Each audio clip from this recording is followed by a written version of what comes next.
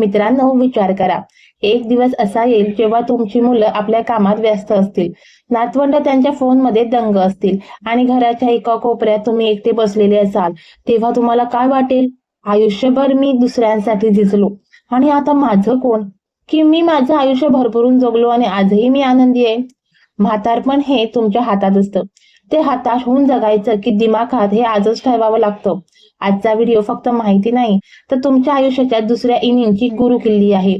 आपण आयुष्यभर बाबा, आई, काका आणि आजोबा म्हणून जगतो, पण त्या पलीकडे तुमचं स्वतःचं एक अस्तित्व आहे. तुमची स्वप्न मुलांच्या लग्नासोबत किंवा रिटायरमेंट सोबत संपत नाहीत. स्वतःला विचारा, मला काय आवडतं, आणि ते करायला आता लाज वाटू देऊ नका.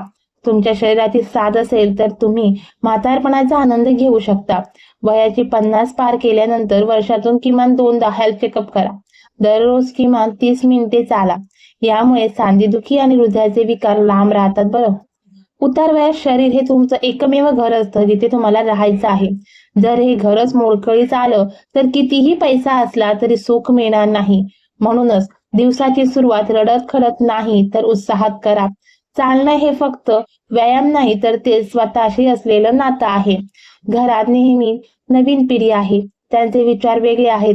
प्रत्येक गोष्टीत तुमचं मत विचारलं जाईलच असं नाही. जिथे गरज नाही तिथे शांत राहायला शिका. तुमच्या शांततेत तुमचा मान वाढतो, कटकट करण्याने नाही. मुलांना त्यांचं आयुष्य जगू द्या. तुम्ही तुमचं जगणं सुंदर करा. मुलांकडून आणि नातेवाईकांकडून जास्त अपेक्षा ठेवू नका. काळ बदलला आहे हे स्वीकारा. त्यांच्या आयुष्यात ढवळाढवळ करणे टाळा. तुम्ही स्वतःमध्ये जितके मग्न राहाल तितके तुम्ही आनंदी राहाल. एकटेपणा हा म्हातारपणाचा सर्वात मोठा शत्रू आहे. तुमच्या वयोगटातील मित्रांचे मंडळ बनवा. बागेत फिरायला जा, गप्पा मारा, वाचन करा. बागकाम किंवा संगीतासारखा एखादा छंद जोपासा जो तुम्हाला मानसिक समाधान देईल.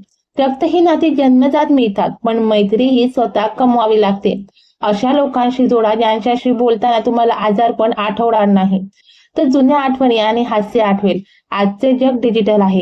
व्हिडिओ कॉलिंग, ऑनलाईन बँकिंग आणि मनोरंजनासाठी युट्यूब कसं वापरायचं हे शिकून घ्या.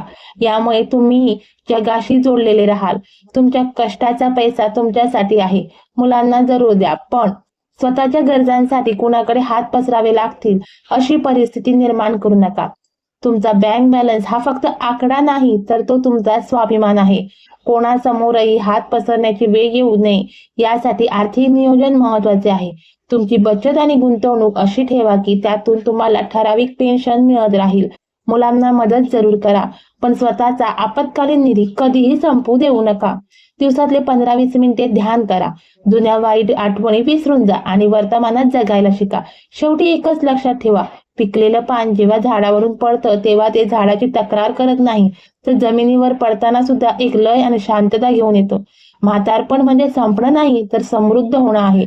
तुमच्या आयुष्याची ही संध्याकाळ इतकी देखणी करा की पाहणाऱ्याला म्हातारपणाची भीती वाटण्याऐवजी तुमच्यासारखं जगण्याची ओढ निर्माण झाली पाहिजे. मित्रांनो, म्हातारपण म्हणजे आयुष्याचा मावळतीचा काळ नाही, तर तो दुसऱ्या इनिंगची सुरुवात आहे. फक्त स्वतःवर प्रेम करायला शिका आणि स्वाभिमानाने जगा. तुम्हाला यातील कोणता मुद्दा सर्वात पटला हे कमेंटमध्ये नक्की सांगा. हा व्हिडिओ तुमच्या घरातील वडीलधाऱ्या किंवा मित्रांना नक्की शेअर करा. चॅनलला सबस्क्राईब करायला विसरू नका. पुन्हा भेटूया अशाच एका सुंदर व्हिडिओ सोबत. धन्यवाद.